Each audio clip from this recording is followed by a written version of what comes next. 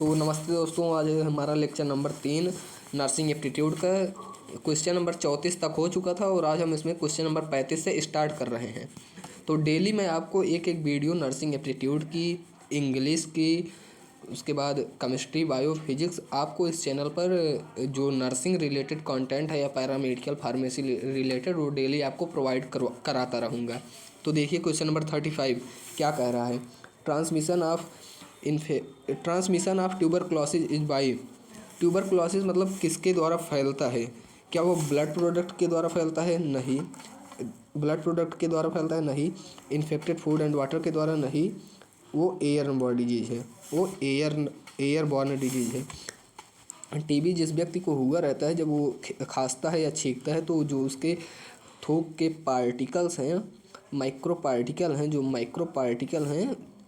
Particle जब वो कोई व्यक्ति उसके संपर्क में आता है तो ऐसे उसको टीबी होने का संक्रमण या खतरा रहता है। तो देखिए क्वेश्चन नंबर 36। तो क्वेश्चन नंबर 35 का होगा सी एयरबॉर्न डिजीज। क्वेश्चन नंबर 36 क्या कह रहा है? जो hepatitis B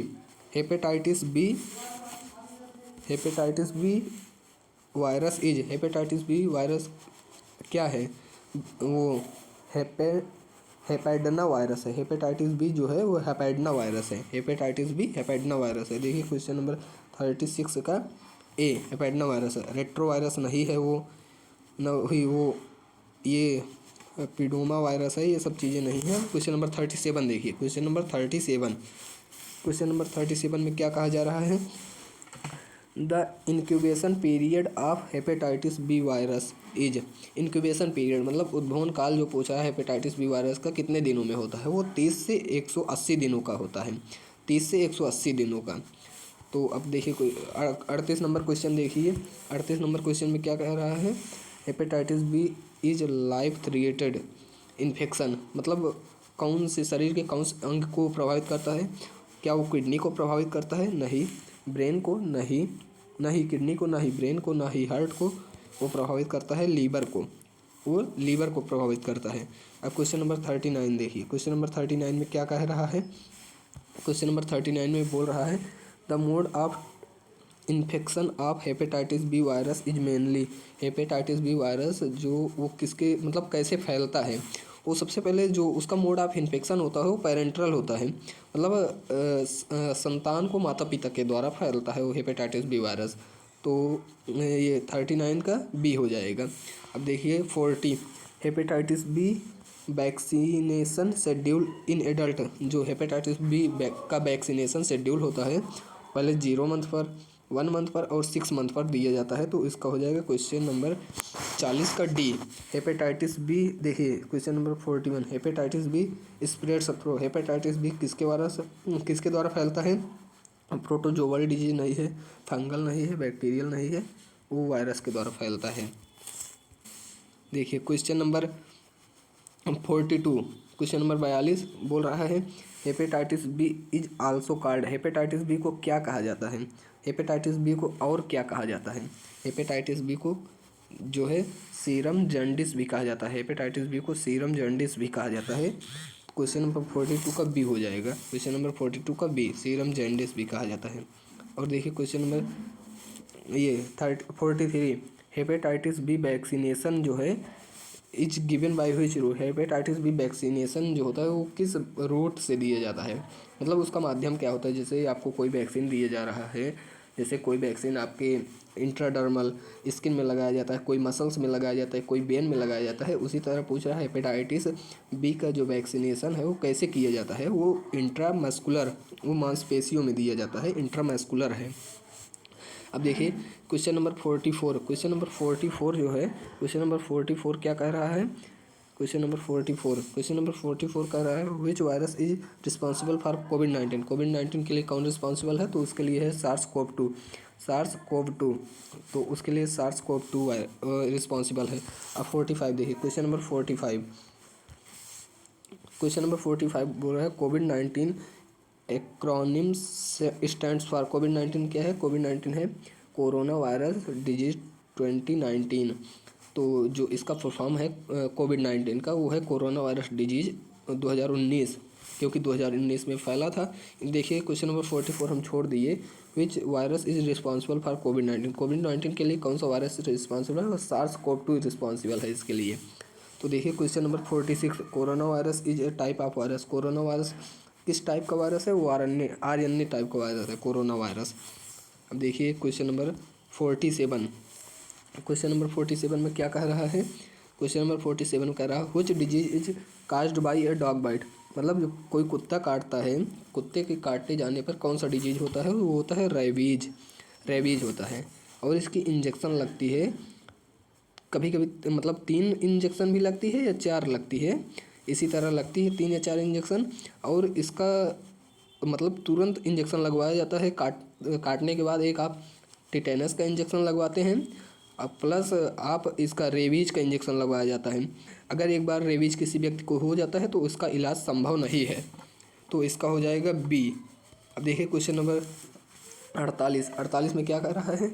rabies disease is caused bye. Rabies किसके द्वारा फैलता है? तो कहा गया है रेबीज वायरस के द्वारा फैलता है। रेबीज वायरस के द्वारा फैलता है। अब देखिए 49 में क्या कह रहा है? What is the full form of HIV? HIV का फुल फॉर्म क्या है? HIV का फुल फॉर्म है ह्यूमन इम्यूनो डिफिशियंसी वायरस। देखिए इसमें दिया गया है ह्यूमन इम्यूनो डिफिशियंसी विक्टोरिया नहीं, ह्यूमैनिटी नहीं, ह्यूमन इम्यूनो डिफिशियंसी वायरस बिरटुआ, पता नहीं क्या कहिए, ये नहीं होगा। देखिए कंफ्यूज करने के लिए बहुत ऑप्शन सेम दे दिए जाते हैं, तो इसका सही होगा ह्यूमन इम्यूनो डिफिशियंसी वायरस 49 का डी। देखिए क्वेश्चन नंबर 50 क्वेश्चन कंप्लीट होने वाले हैं। देखिए question number 50, HIV mainly infect, HIV किसको इन्फेक्ट करता है? वो हेल्पर टी सेल को। देखिए अब मैं बता रहा हूँ, HIV जो है हेल्पर टी सेल को, HIV जो है हेल्पर टी सेल को इन्फेक्ट करता है। और ये हेल्पर टी सेल को इन्फेक्ट कर देता है, जिससे हमारी इम्यूनिटी बन नहीं पाती और कोई भी पैथोजन, चाहे वो कोई माइक्रो पैथोजन जब शरीर में प्रवेश करता है तो उसके प्रति भी हमारी इम्यूनिटी काम नहीं कर पाती। इसलिए HIV होने पर HIV का इलाज संभव नहीं है। तो यही होगा इसका हेल्पर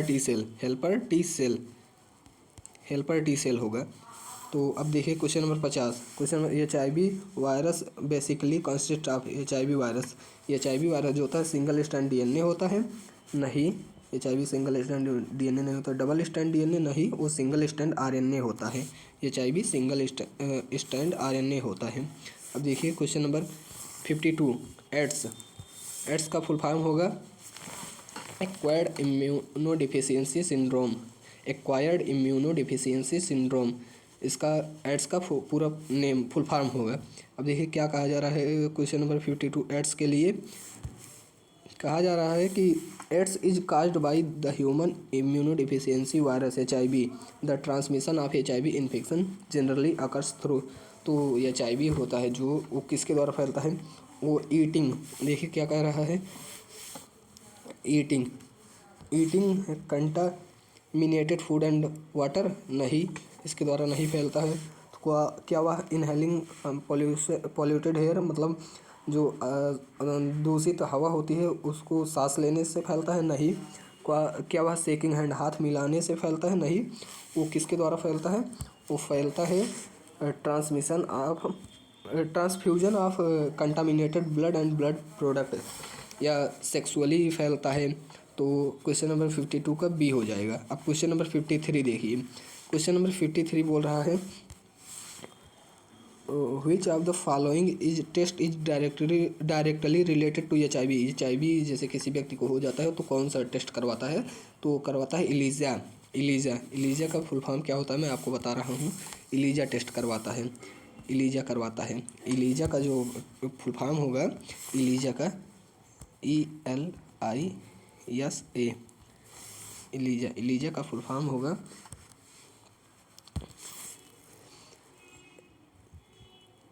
इलीजा का जो फुल फॉर्म होगा वो बता रहा हूँ मैं। वो सही कौन सा कलर चुनूँ? Enzyme, ENZYME, enzyme linked enzyme linked